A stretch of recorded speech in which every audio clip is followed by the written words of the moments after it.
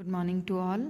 हमारी इससे पहले जो क्लास हुई थी उसमें हमने सेकेंड यूनिट की जो क्लास थी बेसिडियोमाइकोटीना, उस बेसिडियोमाइकोटीना के मेंबर्स पर हमने बात की थी, जिसमें हमारा ऑस्ट्रेलेगो का टॉपिक और ऑस्ट्रेलेगो की लाइफ साइकिल जो थी वो कंप्लीट हो गई थी। ऑस्ट्रेलेगो की लाइफ साइकिल कंप्लीट होने के बाद में आज हम एक नई क्लास इंट्रोड्यूस कर रहे हैं। ये है ड्यूटेरोमाइकोटीना का क्लास। इस ड्यूटेरोमाइकोटीना को हम सबसे इम्पॉर्टेंट चीज़ जो है ये इम्परफेक्ट फंजाई के नाम से जाना जाता है। इम्परफेक्ट फंजाई इसको हम इसलिए बोलते हैं क्योंकि जब इसका क्लासिफिकेशन एलेक्सोपोलस ने बताया था तो उन्होंने सेक्सुअल रिप्रोडक्शन को भी एक स्पेशल कैरेक्टर के बिहाफ पर माना था और उन्होंने उसको कैटेगराइजेशन उसी तरीके से किया था। यहाँ पर ड्यूटेरोमाइकोटीना के जो मेंबर हैं उसे इम्परफेक्ट फंजाई इसीलिए बोला जाता है क्योंकि इस केस में सेक्सुअल रिप्रोडक्शन जो होता है वो अनआइडेंटिफाई है या रिपोर्टेड नहीं है, या हम ये कह सकते हैं कि यहाँ पर सेक्सुअल रिप्रोडक्शन जो है वो एब्सेंट होता है। सेक्सुअल रिप्रोडक्शन के एब्सेंस के कारण ही इस क्लास के अंदर जितने मेंबर इंक्लूड किए गए हैं उन्हें हम इम्परफेक्ट फंजाई के नाम से जानते हैं। एसेक्सुअल रिप्रोडक्शन इसमें रिपोर्टेड है, एसेक्सुअल रिप्रोडक्शन इनमें होता है, लेकिन सेक्सुअल रिप्रोडक्शन जो है वो यहाँ पर नहीं पाया जाता। ड्यूटेरोमाइकोटीना के अंदर हमारे सिलेबस में जो मेंशन है वो है कॉलिट्रोट्राइकम और अल्टरनेरिया। इनके वन मेंबर को हम वन बाय वन एक बार डिस्कस करेंगे। अभी आज की क्लास में हम ड्यूटेरोमाइसिटीज़ के जो जनरल फीचर्स हैं उस पर बात कर रहे हैं। तो इन्हें इम्परफेक्ट फंजाई बोला जाता है। इम्परफेक्ट फंजाई इसलिए कहा जाता है क्योंकि इनमें सेक्सुअल रिप्रोडक्शन जो है वो टोटली एब्सेंट पाया जाता है। इट्स अ सेपरोफिटिक और पैरासाइट। इसकी कुछ स्पीशीज़ जो है वो सेपरोफिटिक है। हम ये बोल सकते हैं कि सारी स्पीशीज़ सेपरोफिटिक नहीं होती है, मोस्टली इसमें पैरासिटिक फॉर्म पाई जाती है, ये पैरासाइट होती है। सेप्रोफिटिक का मतलब होता है मृतोपजीवी, यानी जो डेड ऑर्गेनिज्म पर अपना लाइफ साइकिल को कंप्लीट करती है, फूड और न्यूट्रिशन के लिए डेड ऑर्गेनिज्म पर डिपेंडेड रहती है, उन्हें हम कहते हैं सेप्रोफिटिक फंजाई, मृतोपजीवी। पैरासिटिक का मतलब है पैरासाइट, यानी परजीवी किसी के ऊपर अपनी लाइफ साइकिल को कंप्लीट करने के लिए डिपेंडेंट रहती है। यहाँ पर ये डेड ऑर्गेनिज्म पर है, यहाँ पर किसी लिविंग पर भी हो सकता है, तो उसे हम कहेंगे पैरासाइट फॉर्म। इसके साथ ड्यूटेरोमाइकोटीना जो है कुछ टॉक्सिक इफ़ेक्ट करता है और इसके मेंबर्स जो हैं कुछ टॉक्सिक इफ़ेक्ट करते हैं, और टॉक्सिक इफ़ेक्ट का मतलब है विषैला पदार्थ जो है वो स्रावित करते हैं, जिसके कारण प्लांट और एनिमल में कुछ डिजीज़ हो जाती है। जैसे प्लांट के केस में अगर ये टॉक्सिक मटेरियल का सिक्रीशन करता है या जो फंगल इन्फेक्शन होता है उसके कारण प्लांट डिजीज़ जो होती है वो कहलाती है अर्ली ब्लाइट डिजीज़। इसके साथ टिक्का डिजीज़ और एंथ्रासिनोस जो है, एंथ्राकिनोज, ये एंथ्राकिनोज डिजीज़ जो है वो प्लांट के अंदर होती है ड्यू टू ड्यूटेरोमाइकोटीना मेंबर। ड्यूटेरोमाइकोटीना के जो मेंबर्स हैं उनके कारण प्लांट में अर्ली ब्लाइट डिजीज़ हो सकता है, टिक्का डिजीज़ हो सकता है और एंथ्राकिनोज भी हो सकता है। इसी तरीके से जिस तरीके से ये प्लांट में इन्फेक्शन करती है उसी तरीके से ये एनिमल में भी इन्फेक्शन करती है, और एनिमल में इन्फेक्शन करके जो एनिमल डिजीज़ ये करती है वो है स्किन डिजीज़, इन्फेक्शन हो सकता है, एलर्जिक इन्फेक्शन जो होता है वो। इसके साथ ये एक नई तरीके की डिजीज़ करती है जिसे हम कहते हैं एथलीट फुट, जिसमें एथलीट फुट में जो पैर वाला पार्ट है, जो फुट वाला पार्ट है, वो एकदम सोलन पार्ट में कन्वर्ट हो जाता है। वेन्स के अंदर कुछ न्यूरो ये प्रॉब्लम क्रिएट कर देती है, जिसके कारण एथलीट्स फुट वो कहलाता है। और ये नेल डिजीज़ भी करती है, जो नेल पार्ट है उसको इन्फेक्टेड कर देती है, जिसके कारण वो नेल पार्ट, नेल का जो पार्ट है कोटिंग वो डिस्ट्रॉय हो जाती है और नेल जो है वो इन्फेक्टेड हो जाता है। अगेन नेक्स्ट है इट्स अ ब्रांच्ड फंजाई। इसकी जो थैलस स्ट्रक्चर होती है वो ब्रांच्ड होती है, ब्रांच मतलब शाखित संरचना पाई जाती है। सेप्टेड माइसीलियम, माइसीलियम में सेप्टा प्रेजेंट होता है, जैसे ये अगर फंजाई है तो इसके बीच में सेप्टा प्रेजेंट है, और इस सेप्टा की स्पेशलिटी है कि परफोरेटेड होता है। परफोरेटेड का मतलब है कि यहाँ पर छिद्र पाए जाते हैं, जो सेप्टा है उन सेप्टा के बीच में पोर्स प्रेजेंट होते हैं, छिद्र पाए जाते हैं, ताकि यहाँ से यहाँ तक का ट्रांसफ्यूज़न का प्रोसेस होता रहे।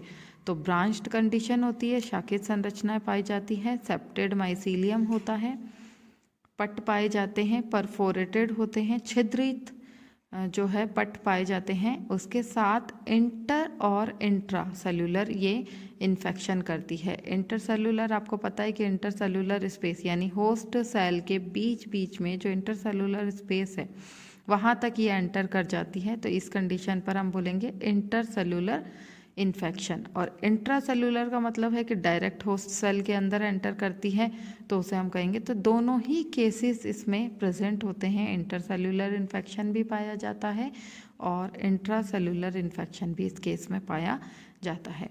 उसके साथ ये मल्टी न्यूक्लिएटेड होती है। मल्टी न्यूक्लिएटेड का मतलब है कि बहुत सारे न्यूक्लियाई प्रेजेंट होते हैं, बहुकेंद्र की संरचना पाई जाती है।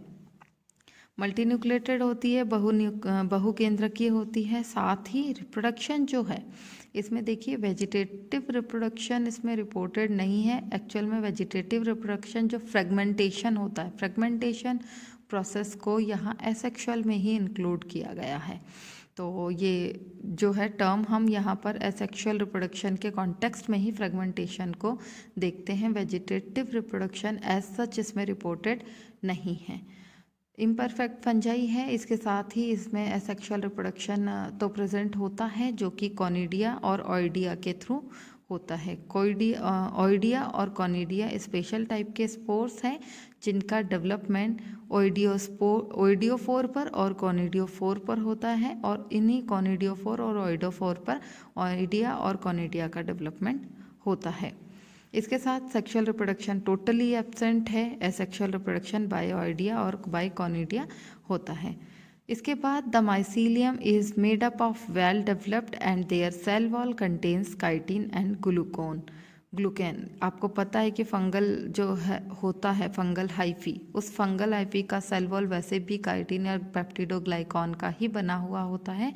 तो ड्यूटेरोमाइकोटीना के अंदर जितने भी मेंबर हैं उनका माइसीलियम भी वेल डेवलप्ड होता है। माइसीलियम वेल डेवलप्ड होना मतलब प्रॉपर कवरिंग होना, उसके साथ में प्रॉपर न्यूक्लियर स्ट्रक्चर प्रेजेंट होना, और उसमें जो सेल वॉल होती है वो काइटिन और ग्लूकेन की बनी हुई होती है। Deuteromycetes occurs in soil where they play a vital role in the decomposition of organic matter. इसका मतलब है कि ड्यूटेरोमाइसिटीज़ जो है ये सॉइल के अंदर ही प्रेजेंट रहती है, और जब ये सॉइल के कांटेक्ट में रहती है तो वहाँ पर डीकम्पोस्ट करती है। जो भी ऑर्गेनिक मटेरियल सॉइल में प्रेजेंट होता है उनका डीकम्पोजिशन करती है, उनका अपघटन करती है। तो एक तरीके के माइक्रो ऑर्गेनिज्म का रोल ये प्ले करती है। डीकम्पोजिशन जो है वो माइक्रो ऑर्गेनिज्म के थ्रू होता है, सूक्ष्म जीवों के आधार पर होता है। तो यहाँ पर ड्यूटेरोमाइसिटीज़ जो है क्योंकि वो सॉइल के कांटेक्ट में रहती है, सॉइल में रहती है, तो यहाँ पर सॉइल में जो भी ऑर्गेनिक मटेरियल होगा, जो भी कार्बनिक पदार्थ होगा, उसका ये डिकम्पोजिशन करेगी, उसका ये अपघटन कर देती है।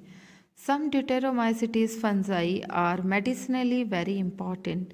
कुछ जो ड्यूटेरोमाइसिटीज फंजाई है उनका चिकित्सा के क्षेत्र में उपयोग किया जाता है, बहुत इम्पॉर्टेंट है, मेडिसिनल उनसे बनाई यूज़ किया जाता है। जैसे पेनिसिलिन, और पेनिसिलिन की कुछ स्पीशीज़ जो है वो ड्यूटेरोमाइसिटीज़ के थ्रू मेडिकली प्रोडक्ट के लिए यूज़ में लिया जाता है।